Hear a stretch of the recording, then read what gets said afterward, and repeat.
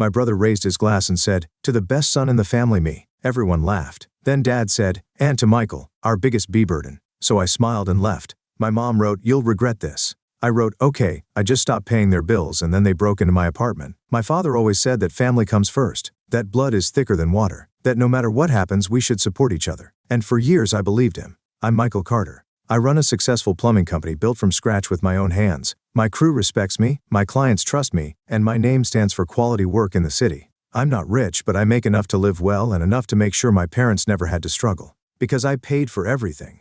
Their mortgage, their bills, their vacations, even the food on their table. Meanwhile, my younger brother Alex still lived at home. He was 31 years old and had never worked a serious job in his life. But if you ask my parents, he was the golden son. At every family dinner, Alex would sit beside me patting my shoulder saying things like, "Mike works so hard, Mom."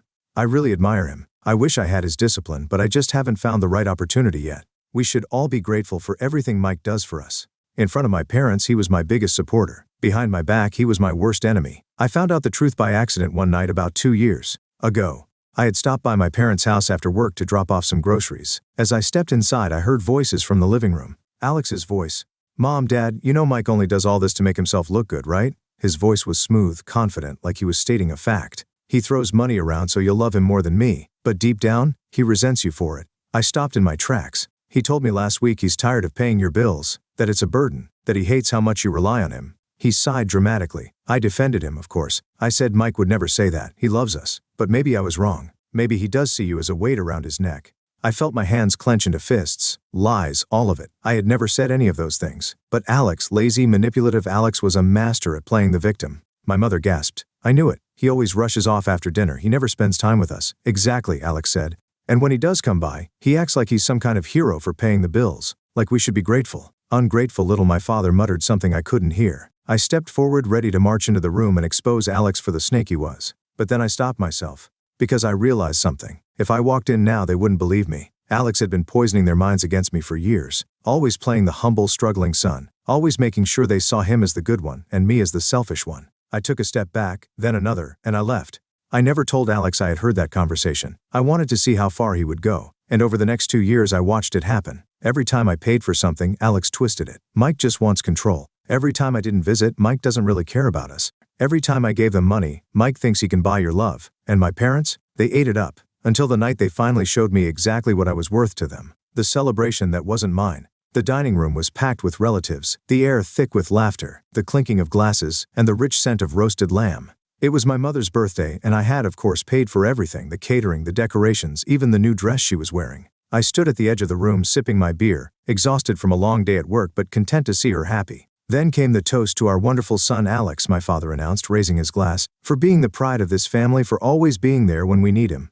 A round of applause. My beer glass froze at my lips. "Alex?" I looked at my brother sprawled lazily in his chair, a cocky grin on his face. He caught my eye and winked, and that was the moment I knew he had won. He had spent years twisting the truth, manipulating them, rewriting history in his favor. And now in their eyes I was nothing. "And to you, Michael," my mother added, suddenly turning toward me with a sweet smile. For being here." Laughter rippled through the room. For a moment I thought I had misheard her. "Here's to Michael." Alex smirked, lifting his glass. "Our little burden." More laughter. A burden. That's what I was to them. Not the son who had kept them afloat all these years. Not the man who had sacrificed his own comfort so they could live well. Just a burden. I set my glass down carefully. My hands were shaking. And for the first time in my life I didn't swallow it down. I didn't make excuses for them. I didn't pretend it didn't hurt. Instead, I stood up, pulled my coat from the back of my chair, and walked out. I didn't say a word. Behind me the laughter faded. The music kept playing. No one followed me.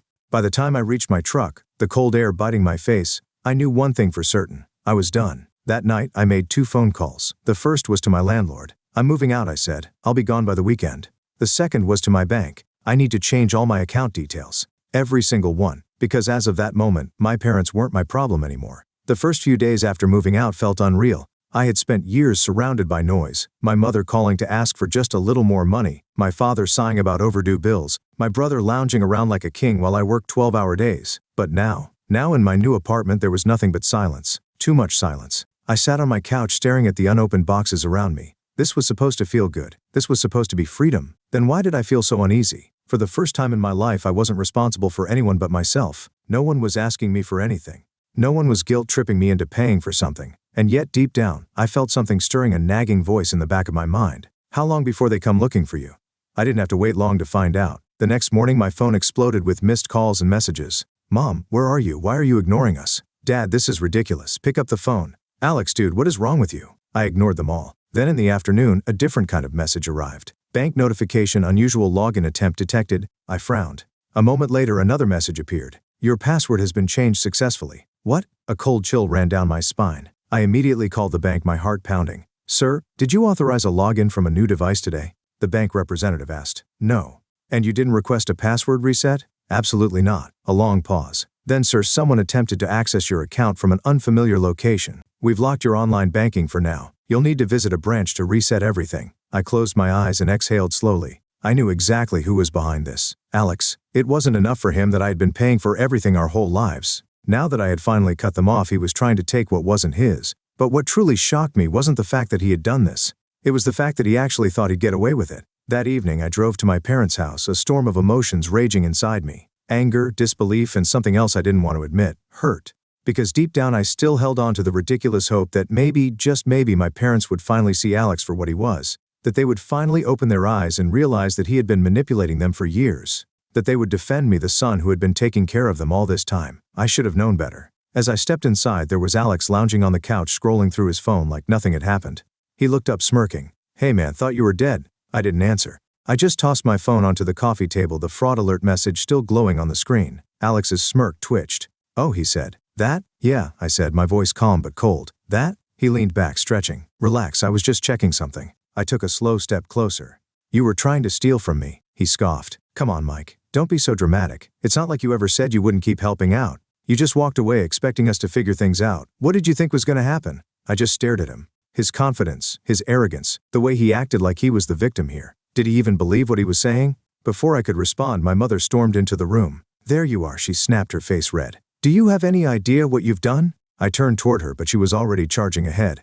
Your father's blood pressure has been through the roof. I had to cancel my hair appointment because I was so stressed. And Alex, she gestured dramatically at my brother, has been trying to keep everything together while you've been off sulking. I blinked. Trying to keep everything together? Does she even hear herself? Trying to keep everything together? I repeated, my voice quiet. By hacking into my bank account? She waved a hand dismissively. Oh, don't be ridiculous. Alex was just trying to see if you were still part of this family.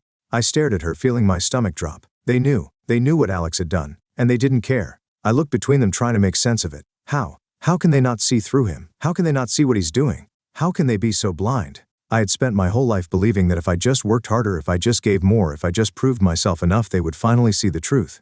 But now I understood something that should have been obvious years ago. They weren't blind. They just chose to believe Alex over me. No matter what I did, no matter how much I sacrificed, no matter how much I gave, Alex could do no wrong in their eyes. And me? I was nothing more than a tool to them. A resource, a bank account, a burden. That was the moment something inside me snapped. The final goodbye. I turned toward the door. Where do you think you're going? My mother demanded. I didn't look back. You don't get to just walk away, she yelled. We are your family. I stopped, and in the calmest voice I had ever used, I said, no, you were my obligation. And I just canceled it. Silence. For the first time, even Alex had nothing to say. I stepped outside, feeling the cold night air hit my face. For years I had let them control me, let them guilt me into believing that I owed them something. But now I was done. And no matter what they tried next, because I knew they would try something, I wasn't coming back. I had cut them off. I had moved out. I had made it clear that I was done, but they weren't. The calls turned to threats. For the first few days, the calls and messages didn't stop. Mom, Michael, this is not how a son behaves. We need to talk. Dad, come home now. Enough of this nonsense. Alex, dude, you're being ridiculous. Just come over and let's fix this. I ignored every single one. Then the tone changed. Mom, do you really want to abandon your family?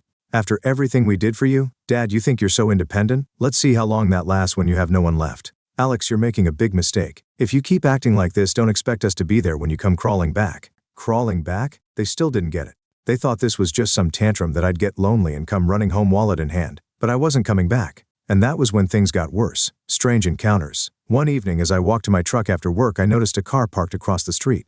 It wasn't one I recognized, but something about it felt off. The next day it was there again. And the next, different parking spots, but always watching. At first I thought I was imagining it. Maybe I was just paranoid. Then one night I left my apartment late to grab some food. As I stepped outside, I saw a man standing near the corner of the building pretending to check his phone. When I walked past him, he didn't move. But in the reflection of a store window, I saw him watching me. I turned around. Hey, He looked up startled. Then without a word he walked off quickly, disappearing down the street. That's when I knew. This wasn't paranoia. Someone was following me. The private investigator. I didn't have to guess who was behind it. The next morning I checked my mother's messages. Mom, we just want to know that you're okay. If you won't talk to us, we'll find another way. Another way? They had hired someone to watch me. I had left them, and instead of respecting my decision, they were tracking me like a criminal. For the first time since this whole thing started, I felt something I hadn't expected. Fear. Not just anger, not just frustration. Real fear. Because this wasn't just about money anymore. This was control. And I had no idea how far they were willing to go to get it back. The breaking point.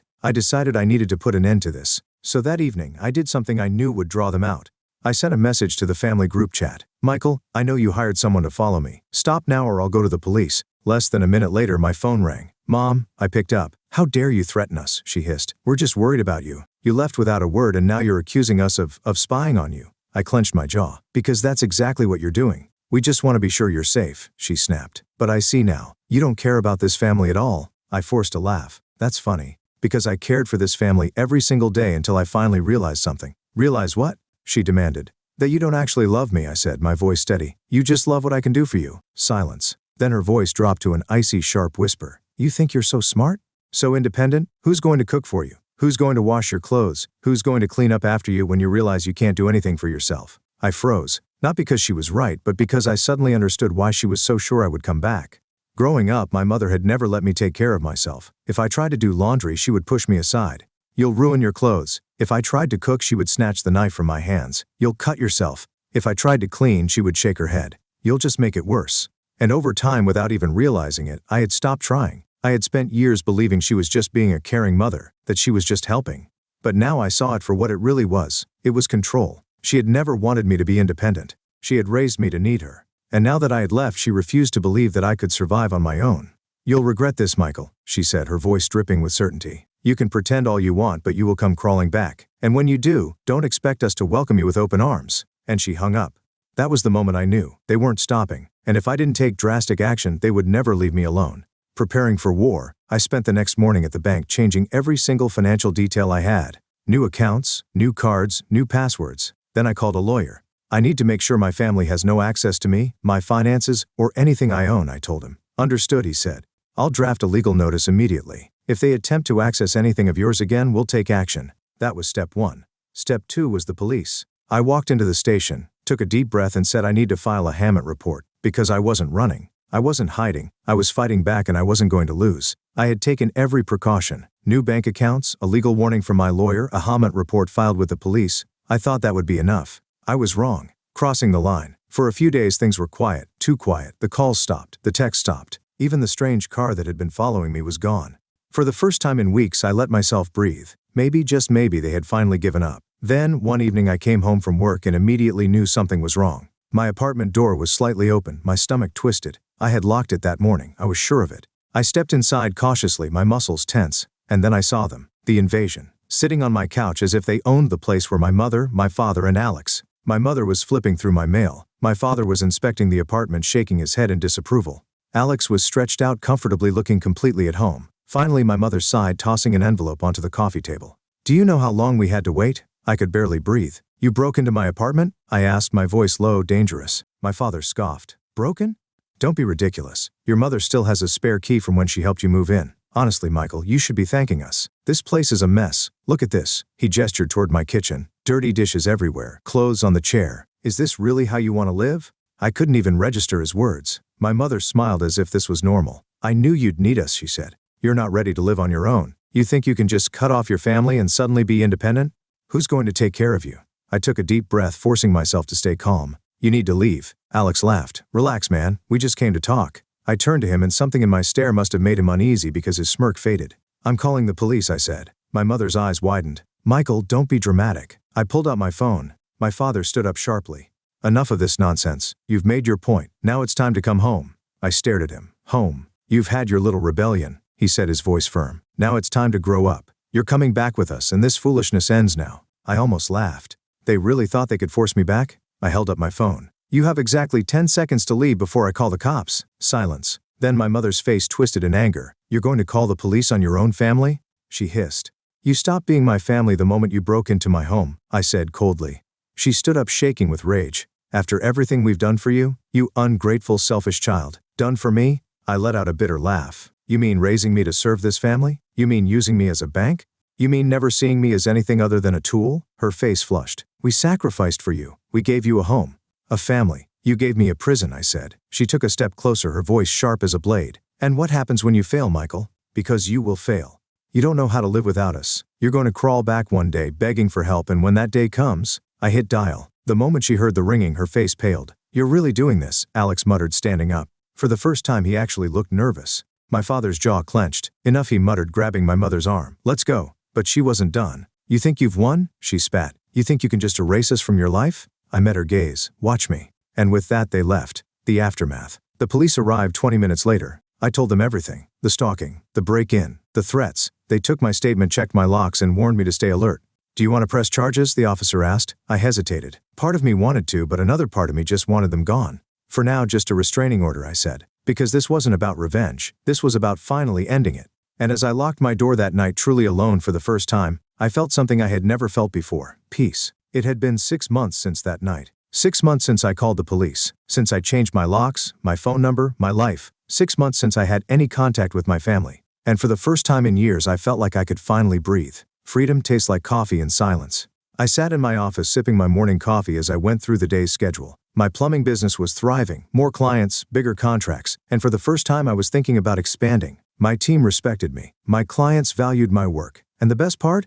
Every single dollar I made was mine. No unexpected bills from my parents, no demands for help, no text from Alex pretending he needed money for something important. Just peace. It was almost strange living without that constant weight on my shoulders. Almost, because I had never felt lighter. Meanwhile, back at the house, I hadn't reached out to them. I hadn't asked about them, but I still heard things. Alex had finally been forced to get a job when the bills started piling up. Apparently it lasted 2 weeks before he quit complaining that work just wasn't for him. My parents had to downsize after falling behind on mortgage payments. Without my financial help, their comfortable life wasn't so comfortable anymore. They tried to borrow money from relatives, but I wasn't the only one who had caught on to their ways. In short, they were struggling, and part of me wanted to feel sorry for them, but I didn't, because they had done this to themselves. The last attempt. It was a Sunday afternoon when my phone buzzed with an unknown number. I almost ignored it, but something told me to pick up. I pressed the answer button, and the voice that greeted me sent an old familiar chill down my spine. Michael, honey, it's your mother. I exhaled, slowly leaning back in my chair. I knew this moment would come eventually. I was just thinking about you, she continued, her voice unusually soft. It's been so long. Don't you think it's time we put this all behind us?